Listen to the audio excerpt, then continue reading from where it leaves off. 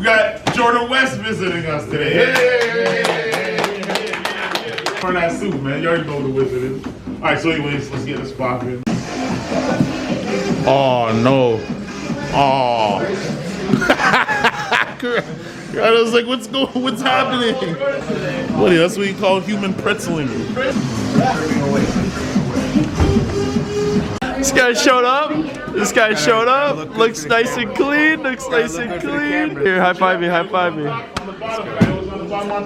Where's your gi though? Up Jet-Li's ass. Nice and right. Tyler showed up. Oh, he showed up, eh? No gi though. No gi. But he's looking fresh. Tyler showed up. No gi. This is my back, sticking front. This is my gi. People who know lead the way. Damn, you have to be that close up. Squat. We're squatting at the end this time because you guys should have strong legs by now. One person on the ground, one person on top. All right, ready? It's a big close-up. Heavy shoulder pressure. As we all know, he only has two options: is shrimp towards me or shrimp away from me. If he shrimps away from me, he's probably not going to land in a good spot, as usual. So you're always shrimping towards the person. I'm trying to prevent that from happening. I keep his face pointed that way. I keep chest to chest.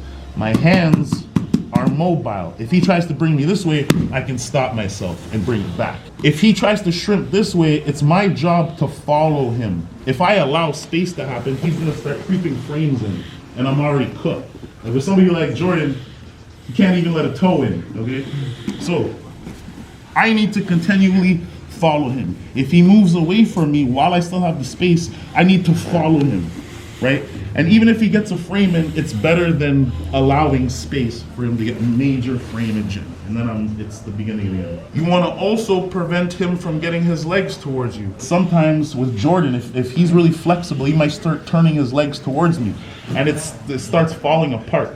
Before it's completely falling apart, I can swing my arm to the inside and get an inside hip position. And I can start walking my body away from his feet. This is the easiest arm to attack. There's a bunch of things you can do from this position. Why? Because one of the first things he needs to escape is a frame, right? He either needs an inside frame, but if I've done my job, I've taken that away. So the only frame he's left with is this frame on front of my face or a thumb in collar grip to push me off of him, to get a little bit of space in between me and him, right? In any case, I know that he needs to use that hand, so I'm anticipating this shit. I'll just bring my head over to this, or my arm over to this side of his head. When his head has been secluded from his arm, now it makes it easier to start attacking this arm. It doesn't leave him as many options. My favorite thing to do is just sit here like this. I'll just sit here like this. The arm's trapped and it's secluded. His head is pointing away from me and it's secluded. He doesn't really have the ability to see what I'm doing.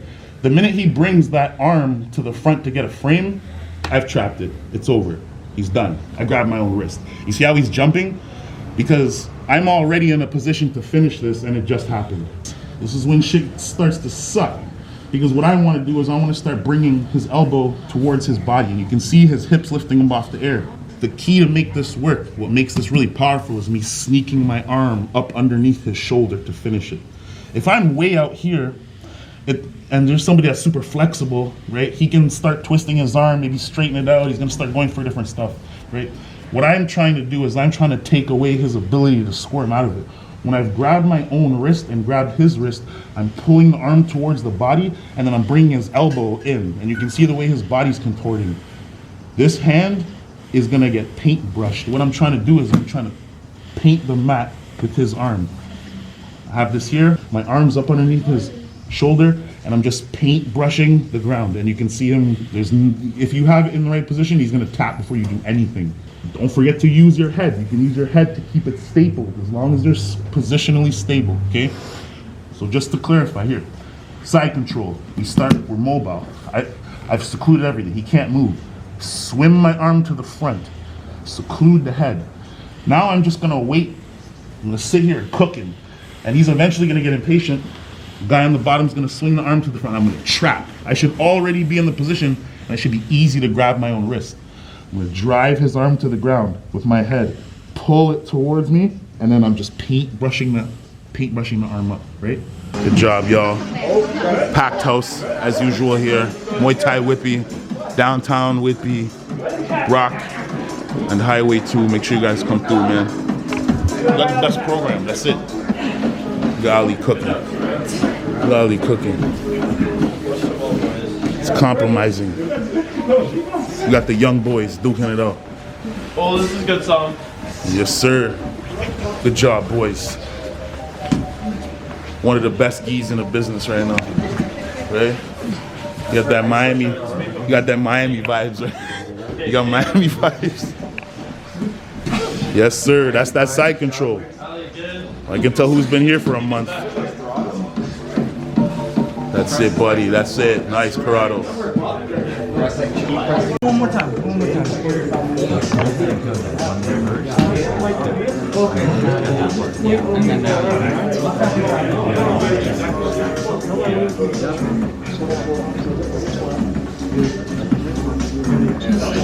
Jelly in the house.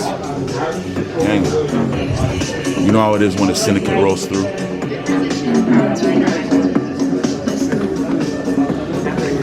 With Thai Whippy, we do it all here. Striking, grappling, whatever. Make sure you guys come through. You'll learn a lot here. That's insane. Yes, yes, sir. Yeah, you have it there, and then no, put this one under my shoulder one. I got my feet slow This flying. hand under my shoulder one. Yeah, and then it's yeah. I go defend. Yeah, the less the closer to it. Yeah, the closer it is, the more it hurts. Less here, the more mobility.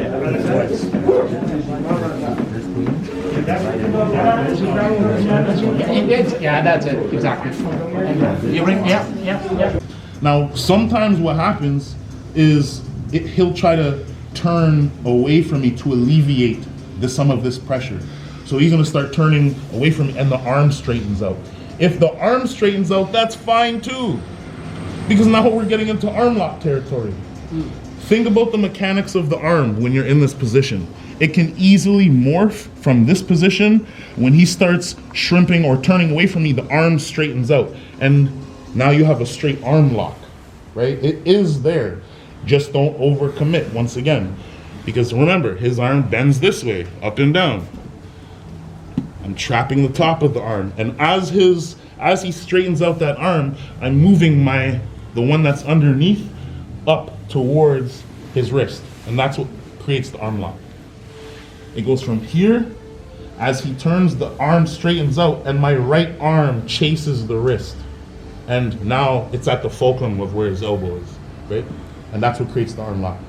And you can get this a lot of times. And what makes this one really nasty is when I'm already in this position, sometimes I'll step over the guy's head with my knee and make it worse. And this one sucks because now I have extreme leverage, right?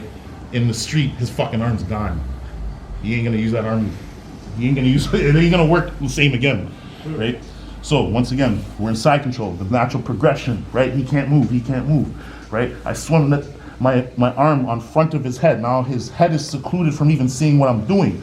I get my hand in position because I know he's gonna fucking swim to the front at some point. Boom, I trap, grab my own wrist, use my head to drive it to the ground and pull it towards his heel. He's gonna turn away from me, and my my whole setup is just gonna slide towards his wrist. And now the straight arm lock is there. If it doesn't finish for some whatever reason, I'm just gonna use my left leg and step over the head and get even more leverage. And then now this is a really bad spot, right? That's what I was telling you earlier. That's it right there. You step on the arm. I do. This is all I do. What if someone could throw you that way? They can't. That's hard to come back. Well, like, I guess I'd be on one arm fucking. How do you feel that? I just ride. If I get a knee on belly too, then it's over. You said he doesn't feel it though. Oh, well then you. But if you go to reach across, Think about the flow. So if I'm and well, you feel like I reach across. so you reach this way. I feel like it's gonna Right, break. exactly. You don't feel And then it. you till straighten. That's all that you. That's all you know. That's why I don't want to go You hurt. break it and let the guy be like, I don't feel anything. We're training too. I don't want What? A lot of times it's gonna work. Simple straight arm lock, man. So you can turn the wrist over, right? You want to get like a step sort of grip, like kind of like a monkey grip. Now, if this isn't working and you don't have enough, you step over his fucking head and get even more leverage, right? And that's why having this style. How do I bring your grip up more? that. Oh, right above the elbow. Yeah. Does that hurt? Many people know this. Yeah, I do. But you're trying to manipulate the arm to get straight. Like you want it to be like this. You want to get it like if he's like this and shit, it's not gonna work. You want to play with this arm and get it straight. If you're gonna swing to the front at some point, you're gonna run out of ideas. I'm gonna grab my own wrist, drive it to the mat. I'm gonna drive it towards your hip, and then I'm gonna start painting it with the mat. Right? You see how that works? There should be no getting out of that. But if for some reason you're super strong, you start trying to roll away from me. Cool, go ahead. Keep rolling. Keep rolling. Oh yeah. Right?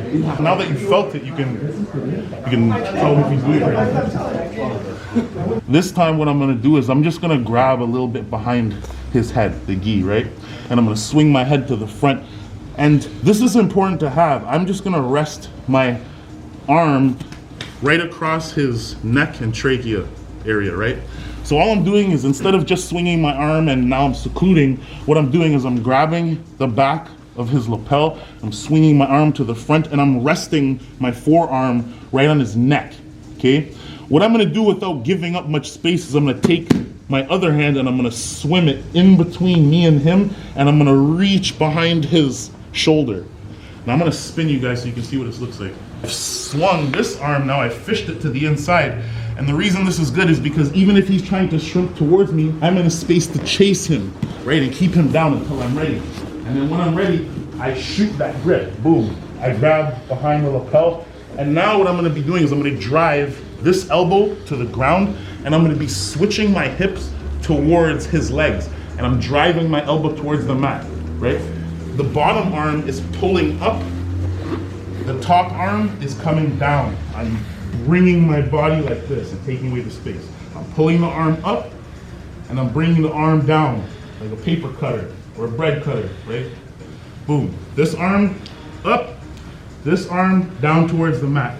And I'm driving my hip into the ground, like this. When you do this, when you get this one down, it's lightning fast. The person thinks they're safe, and all of a sudden there's a choke, and they can't get out of it.